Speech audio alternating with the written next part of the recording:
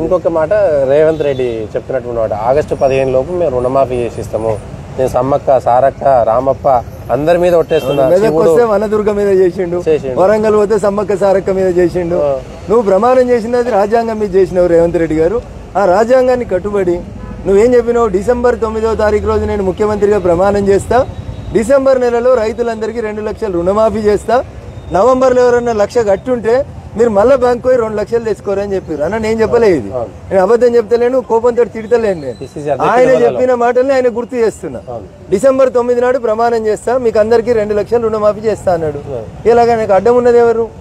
రఘునందన్ రావు వద్దంటుండా, హరీష్ రావు వద్దంటుండా, పోనీ రైతులు వద్దంటున్నా. 2 లక్షలు ఎందుకు సార్ చేయకు రుణమాఫీ అని రైతు అడుగుతుండా? ఎవరు ఆపిర్రు మిమ్మల్ని? ఏదో మళ్ళీ 15 ఆగస్టుకి చేస్తా సమ్మక్క సారక్క మీద ఒట్టు ఎందుకన్నా? ఆల్రెడీ ఒకసారి ఒట్టు పెట్టినావు తెలంగాణకి, ఒట్టు పెట్టే నువ్వు ఓట్లు వేయించుకుంటువి. గట్టెక్కిన తర్వాత మళ్ళీ ఏం చేస్తున్నావు జనం చూస్తున్నారు కదా. ఇలా కొత్తగా ఆయన గురించి మనం మాట్లాడుకోవాల్సింది ఏముంటుంది? ఇంకొక అంశం క్లోజ్ చేసే ముందు, నిన్నటి వరకు ఫోన్ ట్యాపింగ్ దాదాపుగా విడతల వారీగా సినిమా సీరియల్ లాగా వచ్చింది. సడన్ గా మళ్ళీ కాళేశ్వరం తెర మీదకి వచ్చింది. ఫోన్ ట్యాపింగ్ ఎందుకు అయిపోయింది? కాళేశ్వరం మధ్యలో ఎందుకు అయింది? ఫోన్ ట్యాపింగ్ ముందుకు వచ్చి మళ్ళీ కాళేశ్వరం ఎందుకు ముందుకు వచ్చింది? ఏమంటారు? కాంగ్రెస్ పార్టీ ఉద్దేశపూర్వకంగా ప్రచారాన్ని కోరుకుంటుంది. ఓకే, బీఆర్ఎస్ పార్టీకి వాళ్ళకి మధ్యలో ఉన్నటువంటి అవినాభావ సంబంధం అది. కొద్ది రోజులు టెలిఫోన్ ట్యాపింగ్ నడపాలి.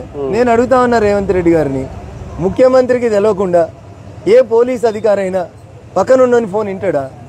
పోనీ ముఖ్యమంత్రి బిడ్డ ఫోన్ వింటాడా? పక్కనున్న ఫోన్లు అంటే పోలీసు వాళ్ళు విన్నారు అనుకుందాం. ముఖ్యమంత్రి బిడ్డ ఫోన్ వింటాడు, ముఖ్యమంత్రి అల్లుడు ఫోన్ వింటాడు, ముఖ్యమంత్రి కోడలు ఫోన్ వింటాడు. హరీష్ ఫోన్లు కూడా విన్నారు కాబట్టి రెండోసారి మంత్రి ఇవ్వలేదని సిద్దిపేటలో అందరు చెవులు కొరుక్కుంటారు. ఈయన మామకి వ్యతిరేకంగా ఏదో ముచ్చట పెట్టి ఉంటాడు అందుకని ఇవ్వలేదని అనుకుంటారు. ఈ నిన్నటిదాకా టెలిఫోన్ ట్యాపింగ్ రాసిరు, 1 నెల రోజులు రాసిరు. ఎందుకు కేసీఆర్ అరెస్ట్ చేయవు టెలిఫోన్ ట్యాపింగ్ లో? ఇప్పుడు నీకు దొరికిన ఎస్ఐఓ, సిఐఓ, డీసీపో చెప్పిండు కదా. ఏమని చెప్పిండు? పలానోళ్ళు చెప్తే మేము చేసినాం, ప్రభాకర్ రావు చెప్తే చేసినాం. ఆ ప్రభాకర్ రావు అనేటైనా అమెరికాకి వెళ్ళి ఫోన్ చేసి చెప్పిండు, ఇలా నువ్వు కేసు ఎందుకు చేస్తున్నావు అంటే ఈ ముఖ్యమంత్రి గారు చెప్తే చేస్తున్నా అన్నది. అప్పుడు సుమతి మేడం, ప్రభాకర్ రావు గారు చెప్పారు, అప్పుడున్న ముఖ్యమంత్రి చెప్తే నేను చేసినా అని చెప్తున్నాడు. ఇంకా అంత మంచి సాక్ష్యం ఉన్న తర్వాత మరి అప్పుడున్న ముఖ్యమంత్రి ఫోన్లు ఎందుకు ఇనమన్నావు అని అడగాల్సిన భయం ఏంది రేవంత్ రెడ్డికి? అంటే కేసీఆర్ని అరెస్ట్ చేస్తే ఏదో అయిపోతుందని భయపడుతున్నావా? తప్పు చేసినాడు ఎవడైనా శ్రీకృష్ణ జన్మస్థానం చూడాల్సిందే. అది చెల్లైనా, అన్నైనా, బావ అయినా, తండ్రి అయినా పోవాల్సిందే. ఈ మాట నేను చెప్పలేదు.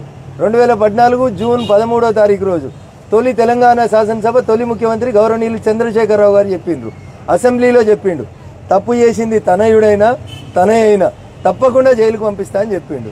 బిడ్డను పంపించిండు. అల్లుని ఎప్పుడు పంపిస్తాడో అడుగుతున్నాం మేము, అంతే, వేరే తేడా ఏం లేదు అందులో. బిడ్డను తండ్రి పంపించిండా అంటే అన్న, ఇప్పుడు నీ కొడుకు స్కూల్ పోకుండా వాడు లంగ పనులు చేసి పక్కనున్న జేబులు కొడుతుంటే వాడిని కంట్రోల్ చేయాల్సిన బాధ్యత ఎవరిది? తల్లిదండ్రుల బాధ్యత. చిన్నగా ఉన్నప్పుడు తప్పు చేస్తే నువ్వు కంట్రోల్ చేయకపోతే పెద్దగా అయినాక గజ దొంగ అవుతాడు, చార్లే శోభరాజ్ అవుతాడు.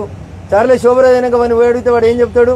మా నాయన నాకు చిన్నప్పటి నుంచి సరిగా బుద్ధి చెప్పలేదు, మా నాయన నేను చేసిన ప్రతి పనిని మంచిగా చేసిన బిడ్డ అని చప్పట్లు కొట్టిండు, ఇదే కరెక్ట్ అనుకొని ఆ మార్గంలో పోయినా అని అనుకుంటాడు.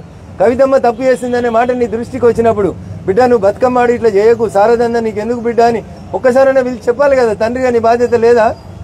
పిల్లలు తప్పు చేస్తే బాధ్యతలు ఎవరైతారన్నా? ఊకే పోయి టీచర్ల మీద పోయి స్కూళ్ళ మీద పోయి నా కొడుకును కొట్టినామని కొడుతురు కదా. అందుకని టీచర్లు ఇడిచిపెట్టిరు, ఇక మీ కర్మ మీరు చూసుకోరని. మరి తల్లిదండ్రులు కంట్రోల్ చేయకపోతే ఎవరు చేస్తారు? కవితకి ఎందుకు బతుకమ్మ ఆడింది, ఎమ్మెల్సీ అయింది, ఎంపీ అయింది, ప్రజల మనసులలో ముఖ్యమంత్రి బిడ్డకు పేరుంది. ఇంకాదందా ఎందుకన్నా? ఇంకేం దందా దొరకలే? రియల్ ఎస్టేట్ చేసుకొని ఉంటే ఇంకేమన్నా చేసుకొని ఉంటే, కానీ సారాదందా చేసుకుందంటే తెలంగాణలో అయితే సమాజం స్వాగతించదు. 100% కేసీఆర్ గారికి తెలిసే జరిగిందని చెప్తా ఉన్నా. కూతురు తప్పు చేస్తే తండ్రికి తెలియదా? పోనీ ఏం సరిదిద్దే ప్రయత్నం ఏం చేసినావు? ఇంకా బయటికి వచ్చి చెప్తున్నావు, నా బిడ్డ కడిగిన ముత్యమోలే వస్తుంది, నువ్వు కూడా వస్తావు కడిగిన ముత్యమోలే. ఒకసారి పోయినాక మళ్ళీ వద్దురు అందరు కలిసి. ఫైనల్ ఎఫెక్ట్ మీ మీద పడదా? కవితను అరెస్ట్ చేశారు, కేసీఆర్ ఒక్కలన్నా పాపం అన్నారే కవితను అరెస్ట్ చేస్తే? నేను కాదు, బీజేపీ వాడు కాదు. నువ్వు నా సాటుకు పోయి మైక్ పెట్టకుండా ఎవరైనా బీఆర్ఎస్ వాళ్ళని కూడా అడుగు సిద్దిపేటలో. మంచిగా అయిందంటారు తప్ప పాపం కవిత తప్పు చేయలేదు, కవితను అన్యాయం చేసిర్రు, బీజేపీ వాళ్ళు అనవసరంగా లోపలేసిర్రు అని ఒక్కడు అనుమానే. మొత్తం సిద్దిపేటలో అందరిని అడిగిరాను. కమాన్ కింద పోయి మా అక్కయ్యలను అడుగు, టైం పాస్గా మంచి కూర్చొని ఉంటారు. ఇప్పుడు ఓకే పూజ చేసి ఇప్పుడే బయటకు వచ్చి ఉంటారు, ఇట్లకి వెళ్ళిపోయి అడగండి ఒకసారి.